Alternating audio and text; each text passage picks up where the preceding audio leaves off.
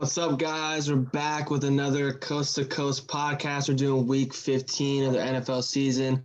Getting down to, I know for most people it's the semifinals to their fantasy playoffs. Some people might go to week 17. I'm not sure, but I think for most people, second round of playoffs. So glad to be back. We got myself, we got Liam, we got Jose and the co. We're all back home, back in Motown. Sadly, we couldn't be together because COVID's still happening, but. So, all right, yeah, we're going to go game by game breakdown and then finish off with the fantasy team of the week, which was definitely a weird one for sure. So let's get right into it. So we got the first game, Chargers and the Raiders, an AFC West showdown. Chargers actually ended up winning a close game for once. They actually pulled it off. Good for them. So I'll start with you, Liam, this time. What stood out to you the most in this game? I think you got to point out Darren Waller with another massive performance this game. Yeah. 9 receptions, 150 yards, and a touchdown puts him at tight end number 1 this week over Travis Kelce. He had 30 points on the day. But, a really good game. And, I mean, Justin Herbert was able to clutch it in there at the end. I know there was some weird ruling like that. He went over the line, then the ball fumbled, then the Chargers recovered it. But it's within 2 minutes, so the only person that can recover the fumble is the person who fumbled the ball. But he was able to get the QB sneak in at the end and won the battle of the Oregon quarterbacks. I know something very sincere to Jose over here, coming from Oregon. But yeah, but just looking at everyone else for the Chargers, no one else really did too well. I mean, Keenan Allen looked into the camera and said, "Don't bench me this week," and then put up a dud. So definitely something to be paying attention to. But he should be back to normal once he's, healthy. But Austin Eckler, not the greatest of games, but yeah, it was interesting to see these two quarterbacks go at it with each other. Yeah, and I mean, Hunter Henry had a pretty good game. It's good to see him, get back in the rhythm of things, especially with Keenan Allen really not doing that well. He stepped it up, and I think he's a top 5 tight end now after that performance. So crazy. See where he goes next year. Yeah, definitely. I think the talent's always been there, and then obviously like the opportunity. It just seems like you can never stay on the field. Yeah. Which I feel like it's like that for a lot of these tight ends. Like there's a lot of tight ends that just have like crazy injury problems. Yeah. But yeah, and then I think Mariota looked pretty good as well for the Raiders. Like he's got to be one of the best backups. Yeah, they did a lot of rushing games with him, which was good. And then, he got 88 yards and touchdown there, which was good to see. I think he could win the starting spot. He looked fast. I forgot how fast he was. He looked crazy fast. Yeah. That boy can move. Yeah. You guys think he could win the starting spot even with Carr? I don't know. I mean, people like to overrate Carr. I don't think he's as good as he is. But you got to remember, I mean, Mariota didn't have that much success in Tennessee, but we don't know. It could have been coaching there. I mean, and then again, Ryan Tannehill is one of the best 10 quarterbacks in the NFL. There's no doubt about it at this point. So who knows? I'd love to see it happen, though. Yeah. Yeah, I don't think Gruden's I don't think he's loyal to either one. I think it it doesn't really matter to him. Whoever just gives him the best chance to win. I feel like he would be more loyal to Carr. They got to fight for the playoffs now. They got a game against the Dolphins coming up this Saturday. I know it's going to be a big game because if they lose, they're out of the playoff race. And I mean, the Dolphins are fighting for a playoff space too. I mean, the Ravens are trying to get in there right now. They've won, I think, their last 5 games, so they've been pushing hard. So it's going to be a big game deciding who gets in there for that last AFC wildcard spot.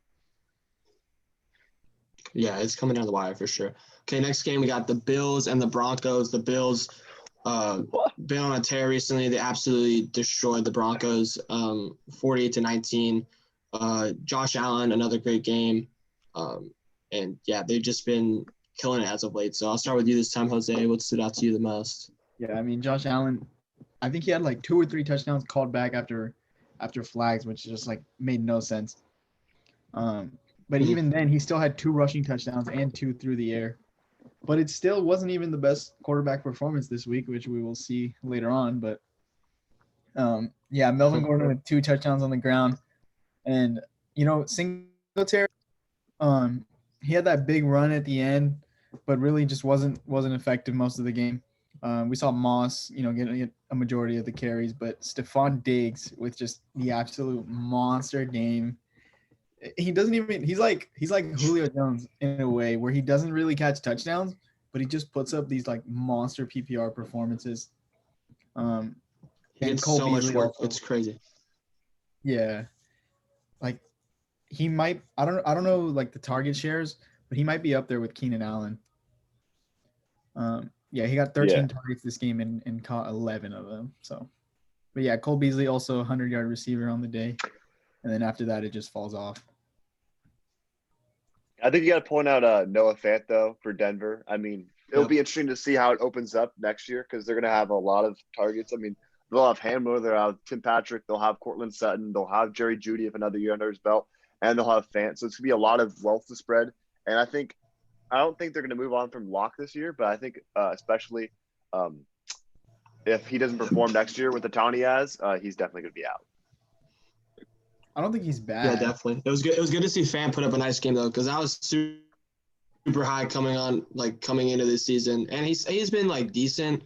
I think he's still been like a top 10 tight end, which isn't really saying much because like it falls off so much between like the first couple positions. But yeah, I feel like this is a stat line he could have had like a lot more. Like he definitely. So I was super high on him coming into the season.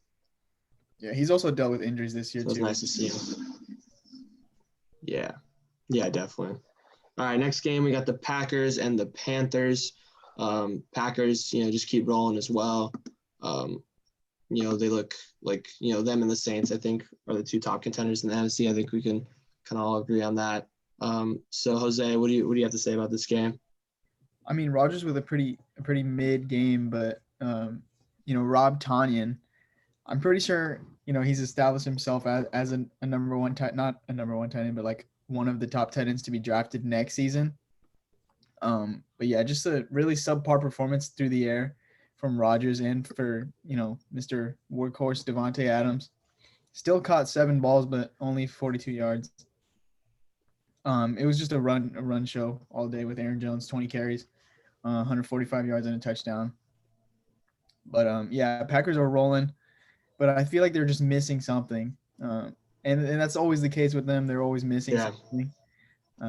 Just rest in peace to this Panthers team, just derailed by injuries and just not a successful season for them when they had so much hope before the season. Yeah, it's unfortunate to see. I mean, DJ Moore put up a really solid game, though. 6 receptions, 131 yards. That was good to see. But, I mean, I saw a stat, I think it was this morning. It said the Bengals have more wins versus teams better than 500 than the Packers do, which is very sad to see. It's crazy. I mean, the Bengals have won 3 games, and they beat the Titans and they beat the Steelers. So that's just ridiculous. But, I mean, that just goes further to prove that, I mean, is this Green Bay team just playing terrible teams?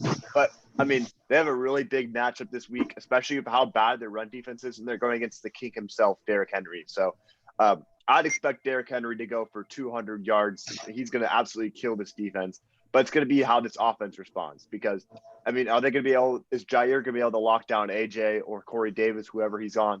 And this Packers offense is going to need to put up points because, I mean, this Tennessee defense is terrible too. They have no pass rush, and especially with this Green Bay offensive line, who's really solid.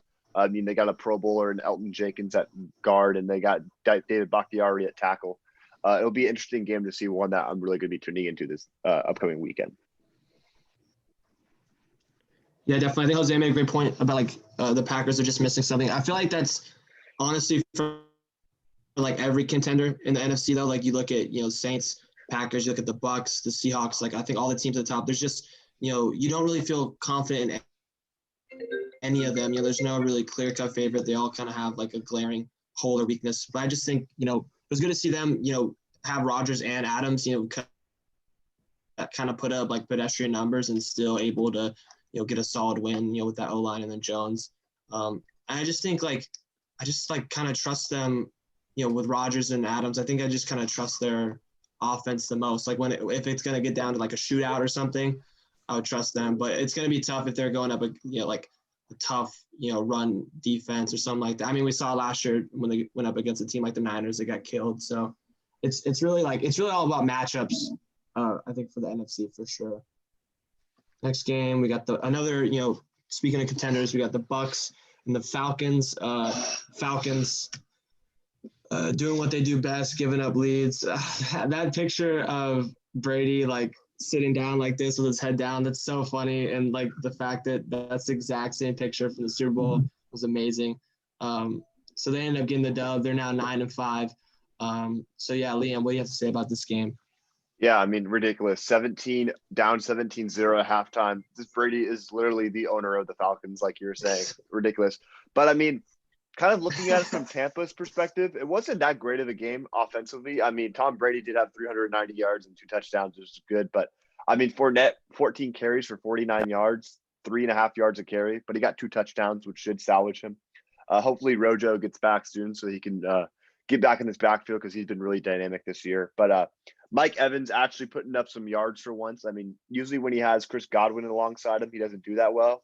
But I mean, all 3 receivers did put up good numbers. I mean, Mike Evans was the man with the yards this game, but Antonio Brown not that far behind with 93 yards, but also got a touchdown, and then Godwin with a touchdown as well. So both, all 3 targets all in double digits this week. But Calvin Ridley, though, with a huge game, 10 receptions, 163 yards, and a touchdown. Absolutely ridiculous with no Julio Jones, just proving that he is his wide receiver 1 in this offense. As much as we've loved Julio, who knows? He could pull a Calvin Johnson and retire this offseason. I wouldn't be surprised if that happened. Or he's going to be going somewhere. I think Atlanta needs to get something value-wise for him because otherwise it's just going to be going downhill. But then just picking over the defensive stats real quick, Devin White, though, of a solid game. 3 sacks and 4 TFLs. Good for him, especially playing alongside Levante David, who takes a lot of the spotlight from him. Yeah, I mean, this Bucks team at full strength is pretty scary, especially when they're rolling like this, and all the receivers are just on the way they were this game.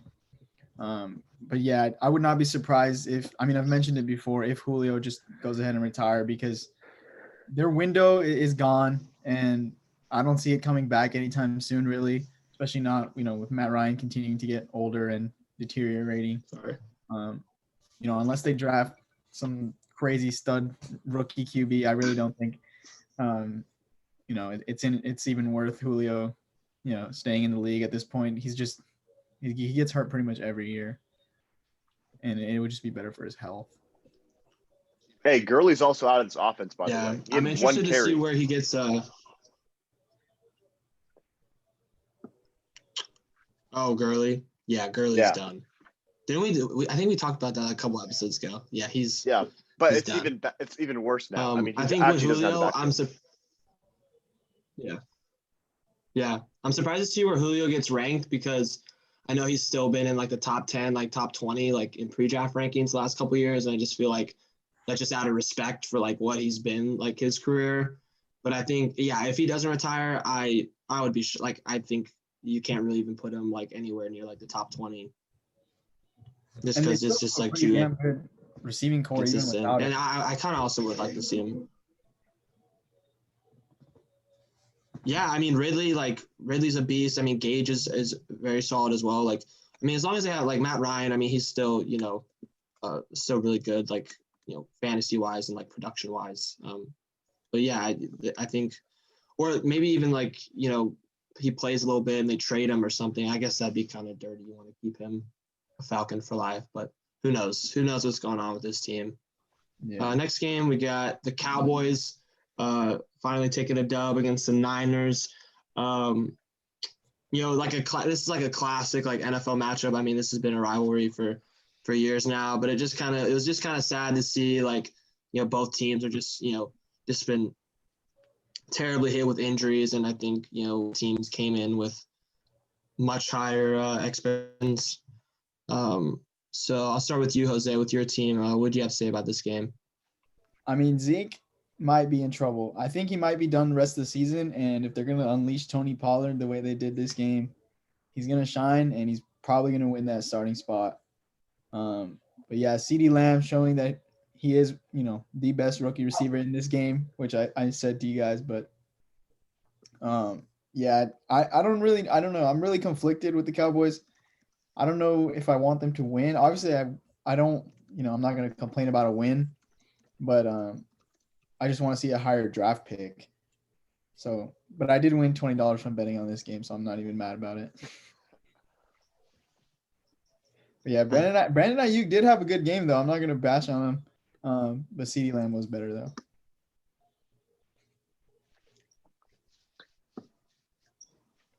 Liam, you got anything else? Oh yeah, I mean, I think you got to point out. I mean, like you're saying, we got D Hop Jr., Kendrick Bourne. As much as I don't like him, he had a big catch there at the end. But I mean, it's interesting to see if this Niners backfield. It seems like Jeff Wilson took over the spot of Telvin Coleman, which has been interesting. But then again, in fantasy wise, stay away from these guys. It seems like Raheem Mostert, especially with the injuries he's had this season, it's been interesting to see. I mean, and it was interesting. I keep saying interesting, but Jared McKinnon has lost a lot of his fantasy value. He was up there putting up like RB2, like fringe RB1 numbers when Raheem Mostert was out in the beginning, but that's not good to see. And then Amari Cooper with not that great of a game, 2 receptions for 10 yards. But like you said, this was Tony Pollard's day. He was killing it in the air. He was killing it on the ground. That huge touchdown at the end of the game, just breaking off those Niners defenders was good to see. But it's good now. Nick Mullins isn't starting. As much as people like to think he's good because he puts up good like yardage doesn't mean bullshit. I mean, if yardage is a stat, then Matt Stafford is a top 5 quarterback. But I mean, it's either going to be CJ Beathard or when it comes around, it's going to be Josh Rosen. So we'll see how it is. I mean, I'd love to see Josh Rosen have some success if he gets to play a game down the stretch, maybe week 17. But hopefully this Niners team can lose some games really and get a good draft pick because we need to get some help one way or another.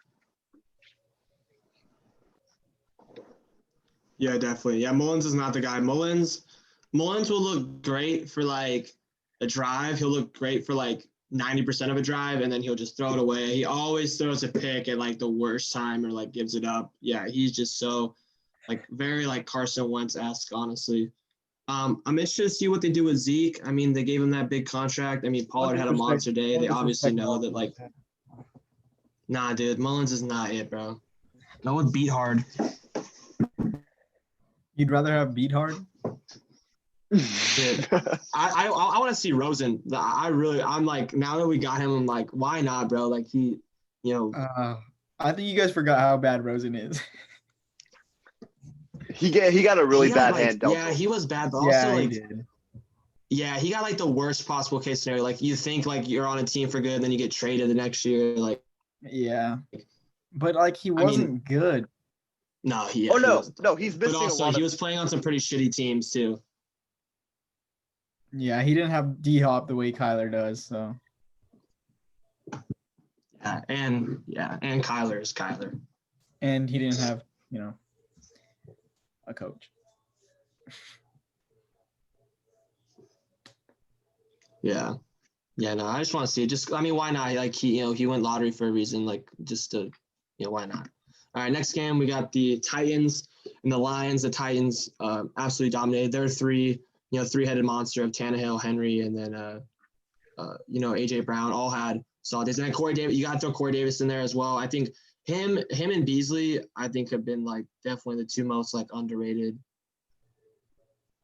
receivers this year. They've been awesome as like just like great, like the best wide receiver twos like possible for their respective teams. So Jose, I'll start with you. What stood out to you the most in this game? Yeah, I was going to mention it as well. Corey Davis, I think, has put up double digits in almost every game that he's played except one that he put up 0. But yeah, they finally, gave DeAndre Swift some real carries, especially in the goal line. But Marvin Jones with an absolute, he always I feel like he always randomly puts up a monster performance, at least once or twice a year. Yes, bro. 10 catches for 112 yards and a TD. But I don't know. This Titans team is really scary. Like, I feel like any given Sunday they can beat anyone. Like they can go out there and play with Mahomes. They put up 46 points. Like it is the Lions, but 46 points is no joke. 5 touchdowns from your QB. That's insane. And I've said it all season. I really like this Titans team. I want to see them duke it out with Mahomes. Yeah, I think you got to add on top of this. Like Brian Tannehill had 5 touchdowns this game, which is crazy. I mean, I saw a stat this morning. I was watching some YouTube. Brian Tannehill has the most total touchdowns in the NFL since he started starting at quarterback for the Titans last year. More than Mahomes, more than Aaron Rodgers. It's crazy. I think it's something like 67, which is, I mean, absolutely absurd to see. But good for Ryan Tannehill that he's making worth of that contract that he got. But like you're talking about, as much as I like this Titans team, as like you do, Jose, you got to point out that they had 0 sacks this game. They generate no pressure. I mean, they had 5 QB hits, but I mean, especially against a Lions team that doesn't have that good of an offensive line, they need to start. I mean, they lost what's his name? They lost Jadeveon Clowney for the season. They cut Vic Beasley. I mean, Vic Beasley wasn't going to be the guy that had double-digit sacks several years ago. I mean, but they do have promise in secondary, though. They got Kevin Byard, who's one of the best safeties in the league. They got Adoree Jackson and Desmond King. But, I mean, you got to see, hopefully they can, they don't get burned too bad. I mean, they do have a good run stuffer up front with Jeffrey Simmons. But Harold Landry needs to start producing some sacks because he's the real pass rusher out here for this team. But because otherwise, I think if they run into a team like the Chiefs, who have a really pretty solid offensive line with Pro Bowlers at both tackles and a pretty solid interior, it's going to be hard for them to beat a team like that in the playoffs if all they're doing is just shooting them out and they can't stop when they're getting blocked and Tyreek Hill's just running a streak on one of their receivers. I mean, Adoree Jackson and Des King are 2 of the fastest corners in the league, and they're the 2 guys I would want guarding, Tyreek Hill. So I think if it comes down to a shootout, Chiefs-Rams style, it's pretty close. Yeah, it's interesting because like last season they were winning completely different. Like last season, why they were so good in the playoffs is because they were, the other team, they would keep them off the field. They would just run the ball, and just chew up clock, and then they have a solid defense. But this year it's like the complete opposite. I mean, obviously Henry is still doing his thing, but Tannehill's been awesome. Their passing offense has been amazing, and then their defense has just taken, I think, a big step back. And like Liam said, yeah, they barely get any pressure. And yeah, it's interesting because they're like a completely different team than they were last postseason. Now they're like, getting into shootouts and whatnot.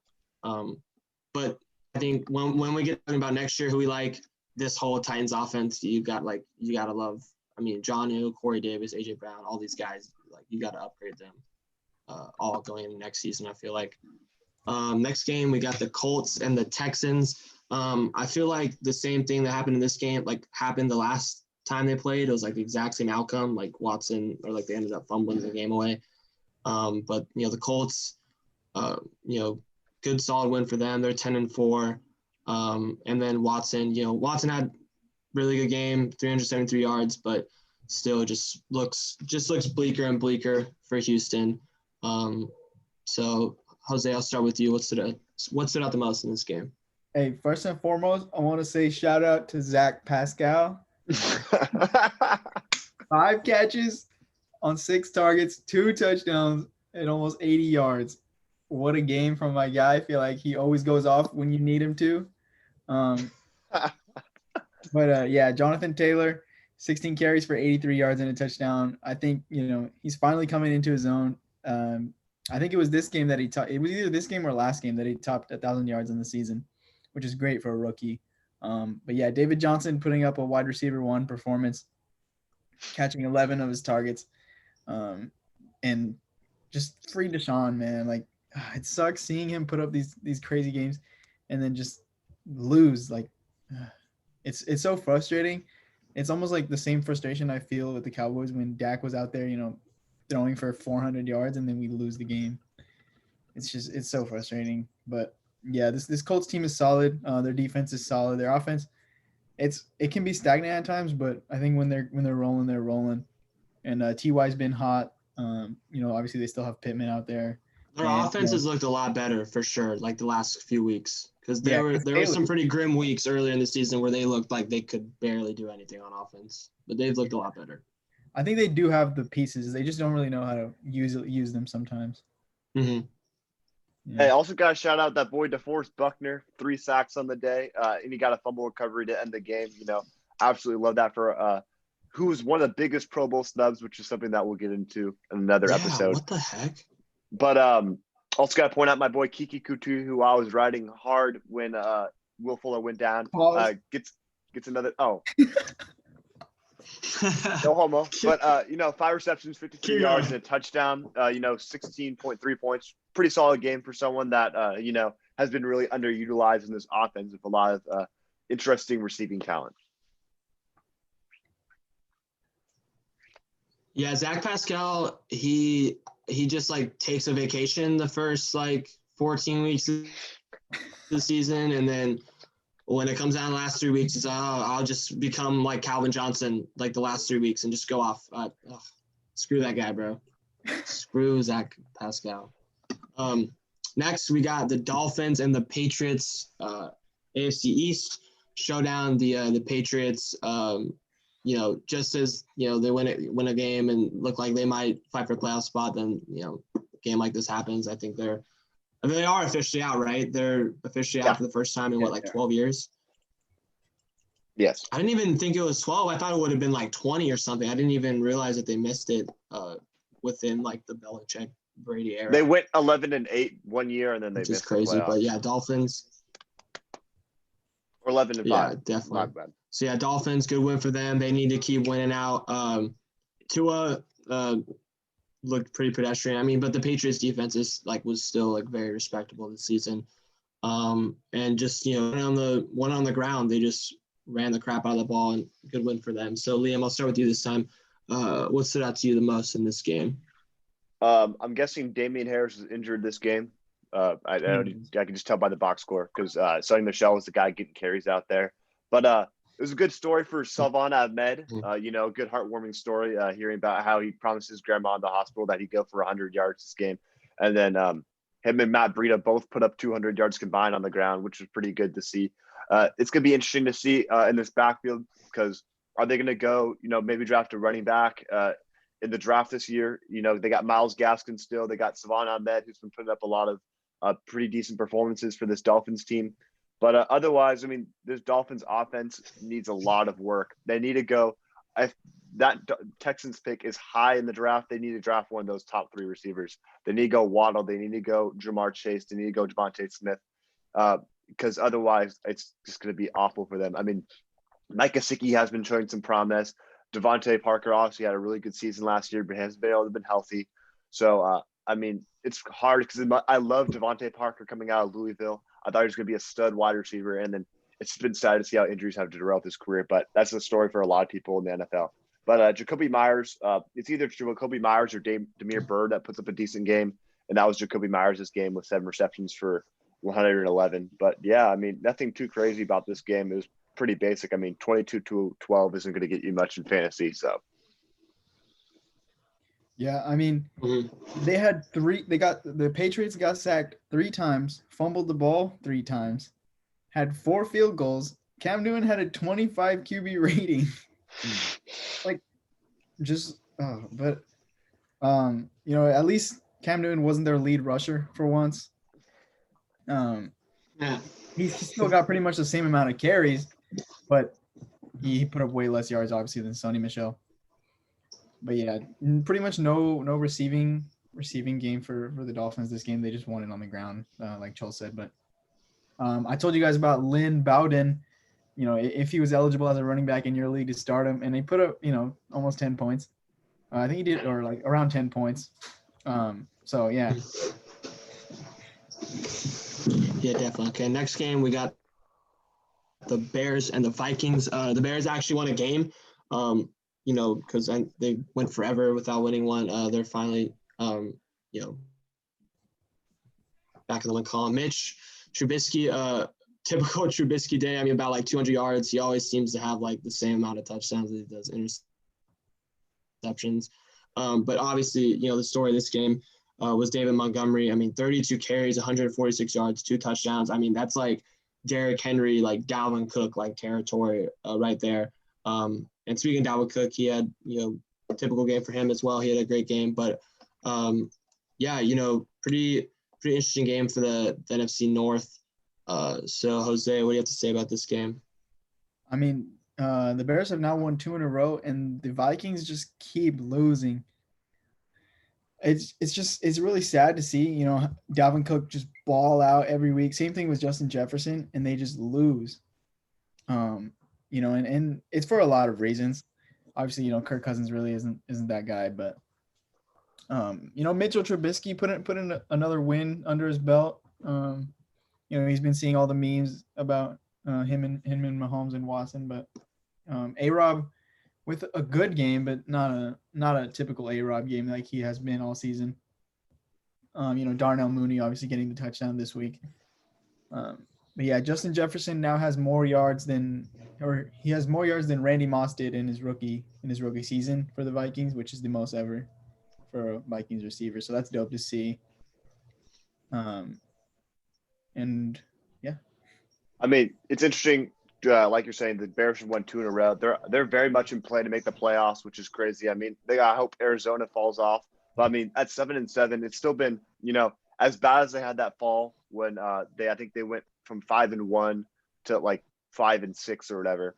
It's good to see that now they're coming back and making an effort out there. I mean, it's sad. Khalil Mack hasn't been having that great of a season. I know he might top double-digit sacks, like barely beating 10, but he isn't that dominant force that he's getting compared to Aaron Donald to at points. But it'll be interesting to see going in the future if Kirk Cousins is still going to stay at quarterback for this team, because I think Adam Thielen and Justin Jefferson can put up crazy, like Julio Jones, Calvin Ridley duo numbers. So we shall see.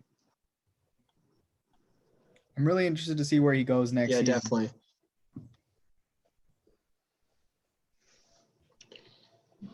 Yeah, I mean, there's only who would even pick up, like, I mean, Kirk, like, he's definitely not going to get as big of a contract. I don't know. There's not really a team out. I mean, I don't really want to see Kirk. It's just Kirk Cousins. Like, it's not like, oh, Kirk Cousins would be great on this team. It's like, I don't even really want to see him. Just whatever, On the Niners? It'd be better than Mullins. Put him back on the football team. Yeah, it'd be better than Mullins. Honestly, yeah, he would be all right in Washington.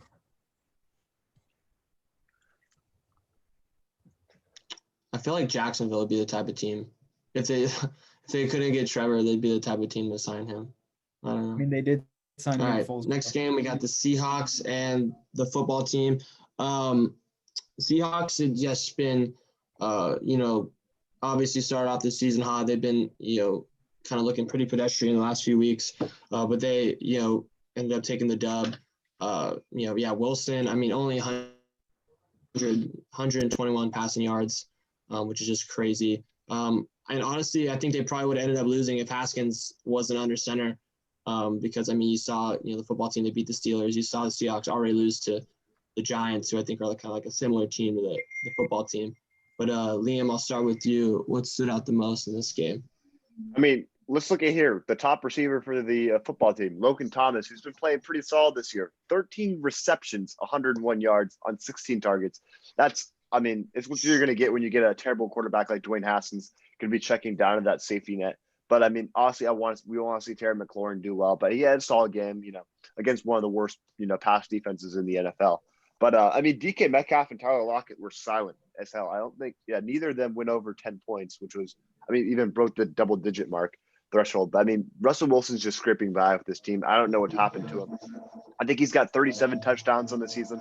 I don't know how Mahomes hasn't passed him yet in total. In passing touchdowns, but interesting to see here. But, good for Jamal Adams, someone that's been stuck in New York for majority of his career to finally make the playoffs. But hopefully, it's like we've been saying all season, this Washington football team, they just need a quarterback, and then that's going to unlock so much more things. They also need Antonio Gibson back because J.D. McKissic is not a lead rusher. So definitely something to point out there. Yeah, J.D. McKissic, he had 10 targets and 13 carries, which, he's really not – he's more of like a Duke Johnson, Naheem Hines type of running back. He's that receiving third down back, not going to get it done on the ground.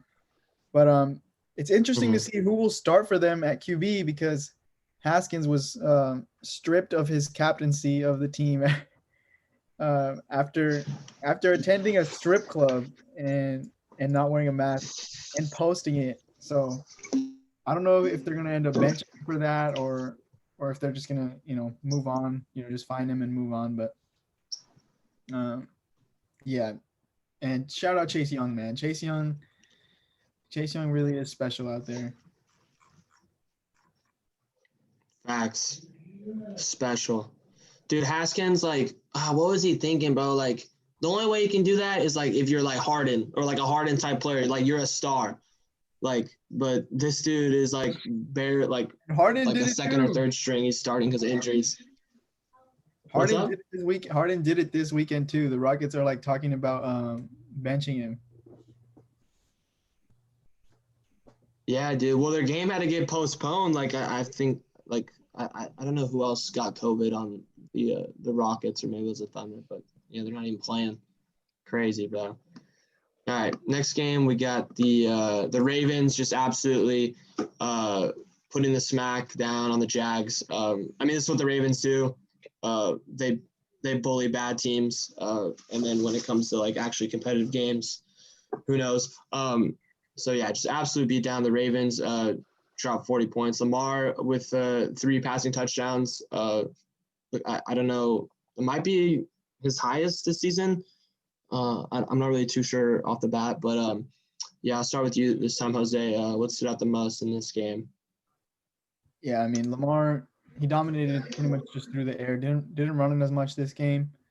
Still got a touchdown on the ground, but not the yardage that we typically see him with. But yeah, it's just this Jacksonville offense is so stagnant sometimes. Um, even with Minshew in there, who is their more dynamic QB, it's just not a good team. But now that the Jets won their game and the Jaguars move into that first overall pick, it'll be interesting to see if they do end up taking Trevor Lawrence. I don't know if I would rather be on the Jets or the Jaguars. It's probably about equally as bad of an organization. Yeah. But I think you got to point out J.K. Dobbins has been doing really well recently. And I think going into the next season, he's definitely going to be someone that I'll be looking at, in a deeper league, maybe an RB2 or especially a flex, because he's been doing a lot of work through the air and on the ground. This game got 14 carries for 64 yards and a touchdown, and also caught a pass for 17 yards. And I think the story of the game, though, Jose didn't point it out. His boy, Des Bryant, got his first touchdown. That's really good to see there. But Marquise Brown, also had a solid game, and Mark Andrews was able to get a touchdown. But it's gonna be interesting. I don't know if this Baltimore team's gonna win a playoff game if they get to the playoffs. As much as I want them to so bad, it's gonna depend on who they match up against. But I mean, assuming they make it, they're gonna be going against the second seed. We don't know if the second seed is going to be the Steelers. It's probably gonna be the Bills. The Bills will smack this Baltimore team around. I mean, they have enough range to cover Lamar Jackson. If Lamar Jackson is going to be scrambling, Tremaine Edmonds is a pretty versatile linebacker. So is Matt Milano. And then they're just going to get beat up out there. It's going to be sad to see. But hopefully, Lamar keeps putting up numbers so that he can prove these doubters wrong, because I think everyone just wants the story to have Lamar, prove that draft day that draft day prophecy right when he said he's going to bring a Super Bowl to Baltimore. So.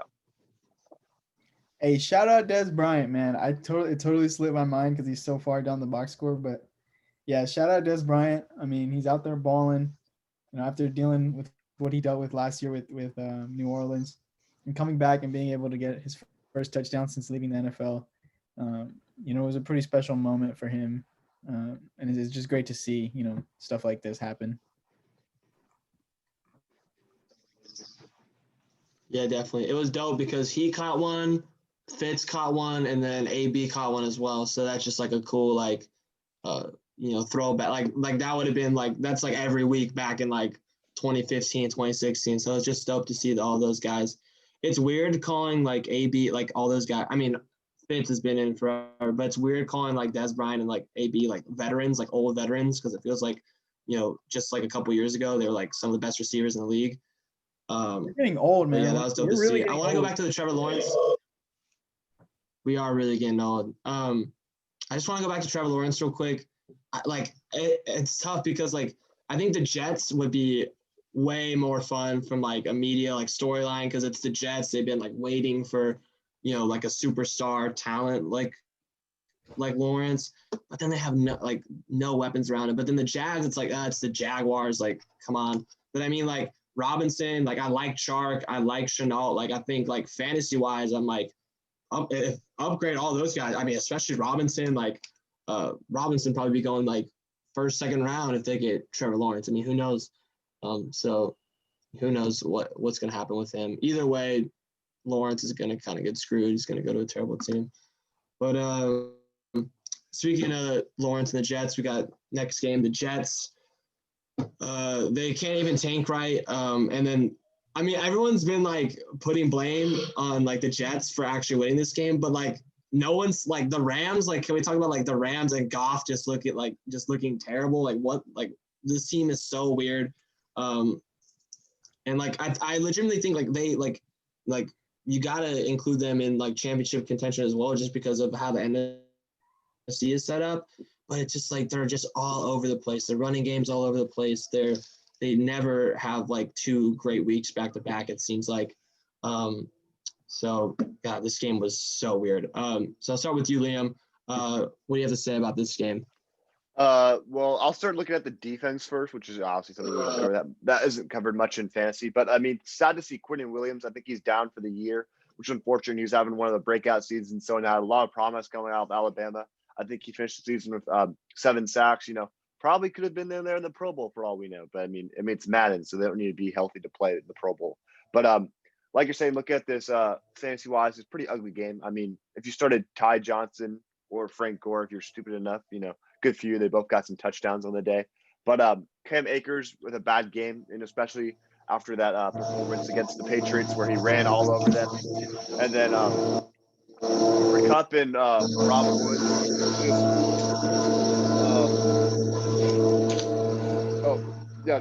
Coach, can you mute real quick? There you go. Okay. And then Cooper Kupp and Robert Woods, you know, not putting up those numbers that they're been accustomed to. I mean, against this Jets team who's basically starting like second string corner. So really sad to see. So Jose, what do you got to add to this? Yeah, I mean, I really hate the Rams. Like the most unpredictable and most just weirdest team in football the past few years. I mean, just the only consistent part about the Rams is that Jared Goff's going to go out there and throw picks and Aaron Donald's going to get sacks. I mean, their run game makes no sense. In the beginning of the year, it was all Malcolm Brown. Then they went to Darrell Henderson for a little bit, and now it's been just Cam Akers. But pretty much the only consistent piece for them all year has been Robert Woods and to a certain extent Cooper Kupp. But even this game, Cooper Kupp just wasn't really a factor at all. And Tyler Higbee, you know, he had a good game, but you know, who was starting Tyler Higbee at this point in the year because he had such a stretch of just terrible games. And I called it before the game. I literally said the Rams are the type of team to blow this game. Like they're really about to do it, and they did. So yeah, but I think Adam Gase should be fired after this. Like the only reason he wasn't getting fired, I feel like, was because he loses games, and now he goes out there and wins a game, and potentially loses them Trevor Lawrence. So Adam Gase, why does he still have a job? Yeah, the best quarterback prospect since Andrew Luck. There's like no doubt about it. Makes no sense. Yeah, I know, and they lost that. And even like with Lawrence, like how yeah, obviously you're getting like a star talent, but just their organization is just so dysfunctional. Sorry about the noise, by the way. For some reason, we're blowing leaves at 4:00 in the afternoon. All good, buddy. Yeah. All right. So next game, we got the Cardinals and the Eagles. Cardinals ended up taking a dub, even though Hurts put up monster performance. I think we all, you know, just super happy for him to see him, you know, finally get the opportunity. We've been waiting, and then, I mean, you know, last week had an okay game, but this week just went off. Just dope to see. So, Jose, I'll start with you. Obviously Hurts, but what else stood out to you the most in this game? Yeah, I mean, Hurts with 400 yards from scrimmage and 4 touchdowns. He's just a dog out there. But yeah, the Cardinals. Kyler Murray, you know, 400 yards through the air and 3 touchdowns. That's a pretty insane stat line. But he only had, you know, a 45 QB rating, which, I mean, he really wasn't that great out there. But DeAndre Hopkins with 9 catches and 170 yards and a touchdown. Just insane. Finally getting back to that form that, you know, that we saw in the beginning of the year. And really just spreading the love out there for receptions on Philly.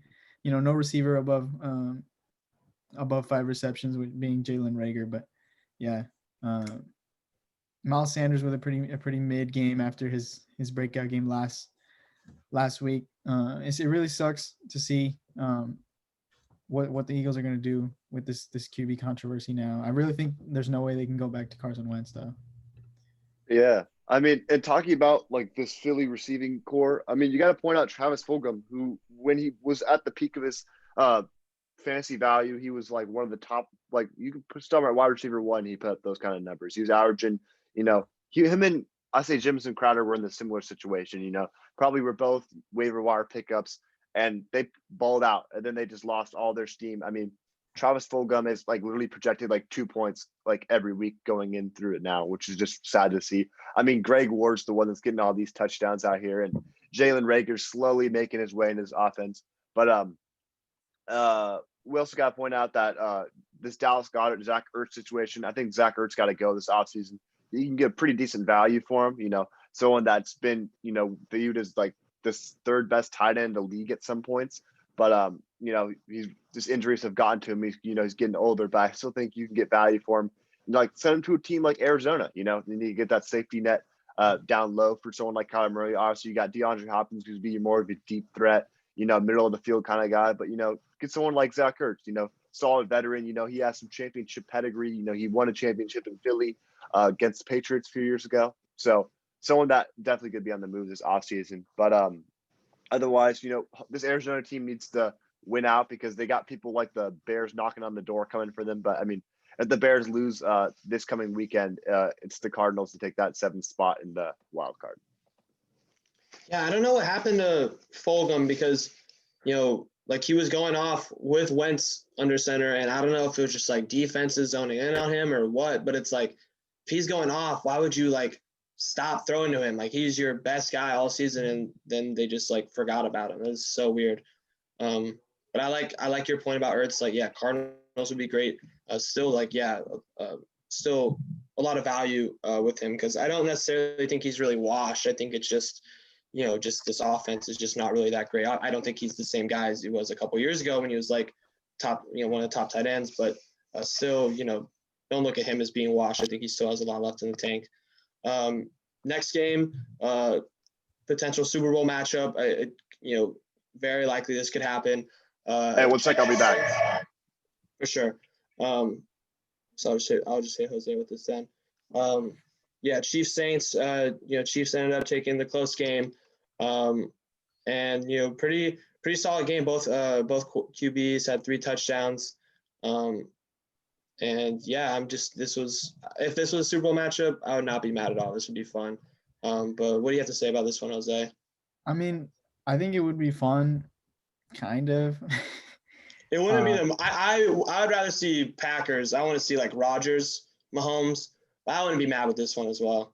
I mean, I think pretty much the AFC Championship game is going to be more fun than the Super Bowl because if we see Bills, Chiefs, that's the game I want to see. To be honest. Me too. Or even Titans, Chiefs. Yeah, me too. But yeah, just Kamara. He did get a touchdown, but just not getting the same work that he was in the beginning.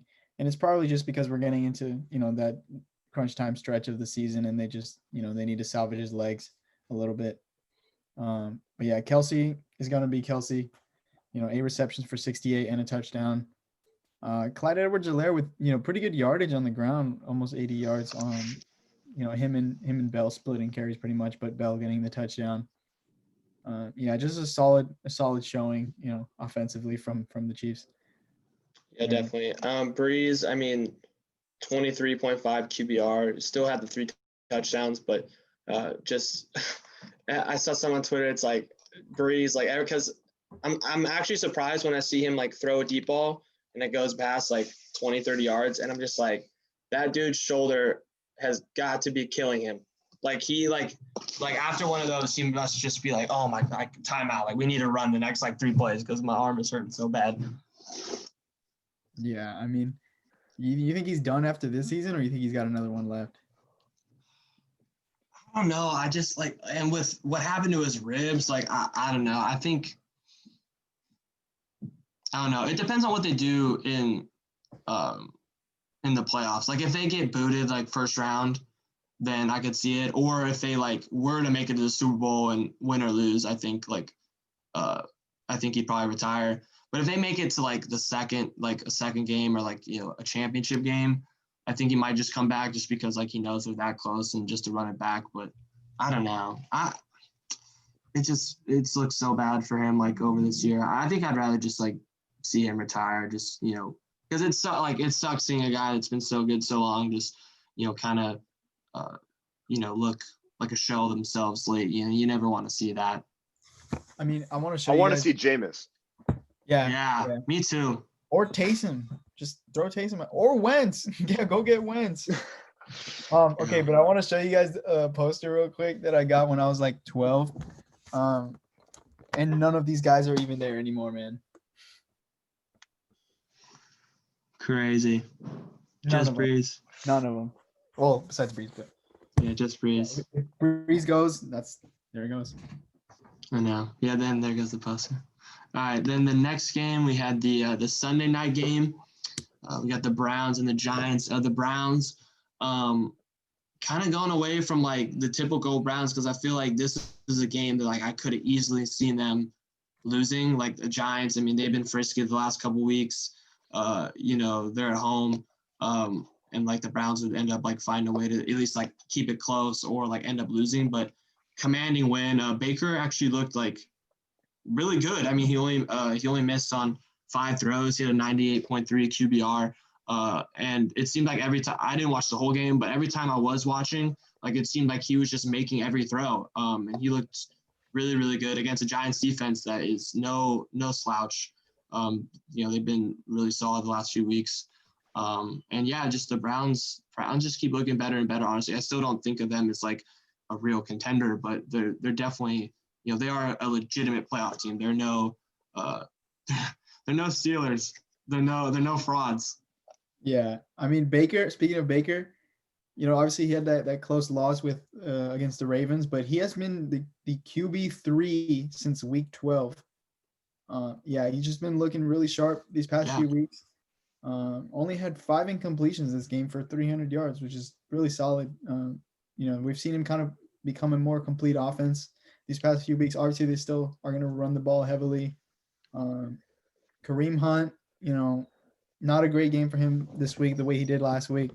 Mm-hmm. But Nick Chubb still got a touchdown on the ground.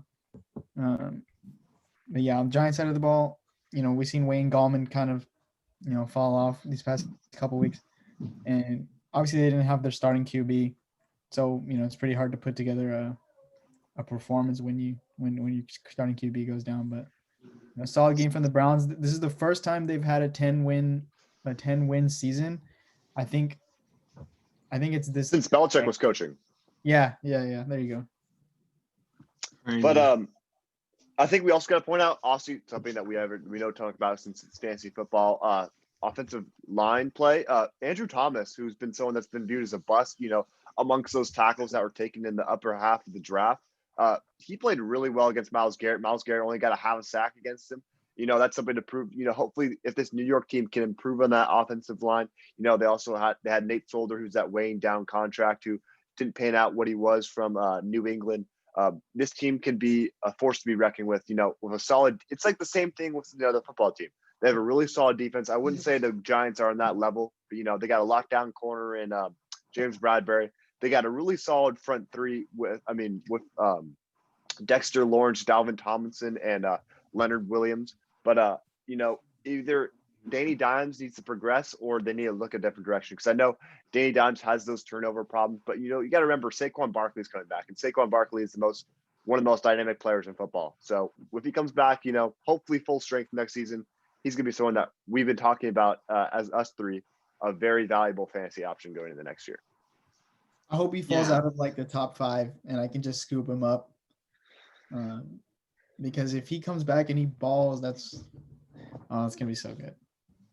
Yeah. And I'm all in on his like comeback story. I think like you see like how dedicated he is. I think if anyone can come back from injury like that, it's him.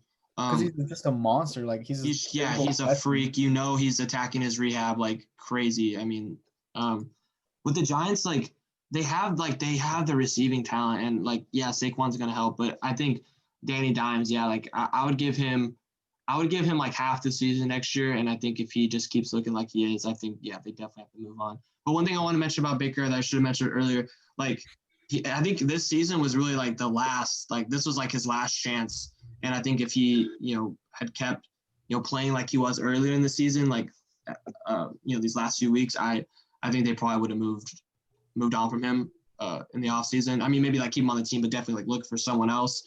But he's been saving his job the last few weeks, and he's actually looked really, really good. So yeah, good for the Browns, man. And then finally, so satisfying to see the Bengals take this dub against the Steelers, who have just been falling apart. They just have not looked good at all. I mean, they actually got some like decent production on the ground. I mean, Benny Snell, 18 carries, 84 yards, and touchdown.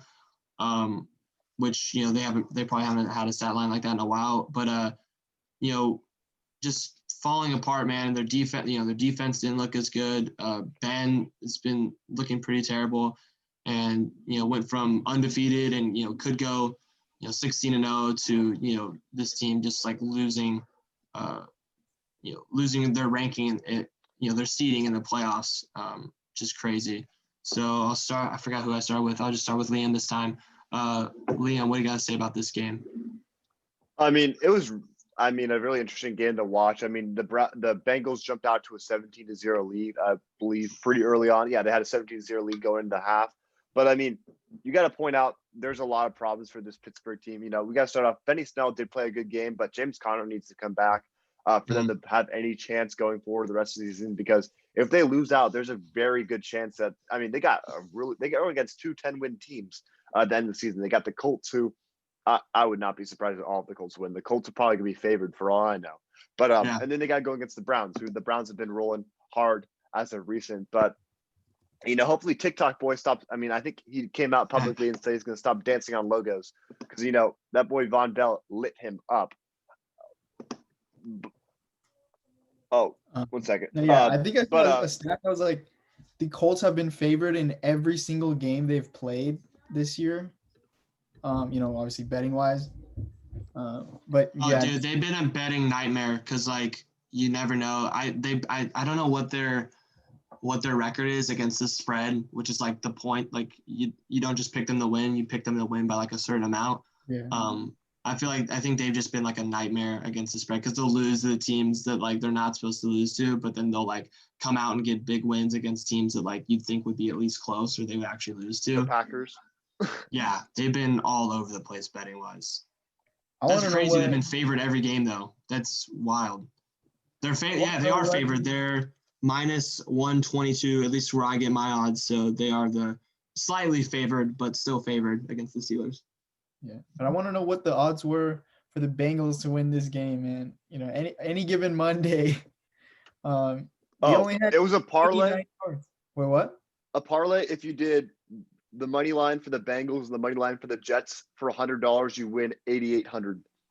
Jeez, crazy. Yeah, I mean, they had almost as many passing yards as Gio Bernard had rushing yards, which is just insane. I mean, they ran the ball 41 times against this defense that, we've thought of to be, this elite run stopping, get pressure on the QB, and they just got whooped on the ground. Plain and simple. They've had a lot of injury problems though. They lost Bud Dupree. Yeah. I don't think they had their starting 2 middle linebackers from the beginning of the season because they had Vince Williams and Devin Bush, and then now they got Avery Williamson and some other guy, and then I mean, all they got really is T.J. Watt and Minka and Cam Hayward, who've really been putting up a lot of production. Yeah, and Boyd with just an absolute dud out there. None of the receivers did anything. T. Higgins only 3 for 31. AJ Green only 2 for 40. And they still won by 10. Like that's crazy. Yeah, I mean, who would have thought the Bengals and the Jets were going to take a dub this week? I know that parlay. So I know someone out there made that parlay. Some crazy Bengals fan. Yeah. All right. So that was the last of our games, and now we're to the team of the week. So at QB, who I think barely beat out Josh Allen. I don't know exactly what Allen put up, but I think he had 37 as well. Barely beat him out. Jalen Hurts, monster game, securing his spot as the future quarterback for the Eagles. And then Tony Pollard, Zeke got the day off. He went off for 30 points. Running back 2, David Montgomery with almost 30 points. Wide receiver 1 and wide receiver 2, you got Ridley and then Hopkins, who I think they've been on our list plenty of times this year. Same for tight end as well. Darren Waller put up a monster day with 30 points. The flex, Marvin Jones, with one of his Marvin Jones games that he has a couple times every year. Defense, the Bills went off. They had 13 points. And then the kicker, Bears kicker Cairo Santos with 18 points and with a total of 248.72 points. Anything stand out to you guys on this list? Any little thing about this one? You got Tony Pollard, balling out. You got a lot of backups from the beginning of the season. Marvin Jones obviously isn't the number one receiver in that offense. It's Kenny Galladay, but Kenny Galladay's been out. But the two of the top guys, two of the 3 highest scorers, Jalen Hurts and Tony Pollard, both backups to begin the season, balled out today. This week. Yep. Yeah, it was half guys that are always on here, and then half what the heck, backups. Montgomery's been balling the last couple of weeks, but he was barely doing anything in the beginning of the season. So, all right. So I think anything else from you, Jose?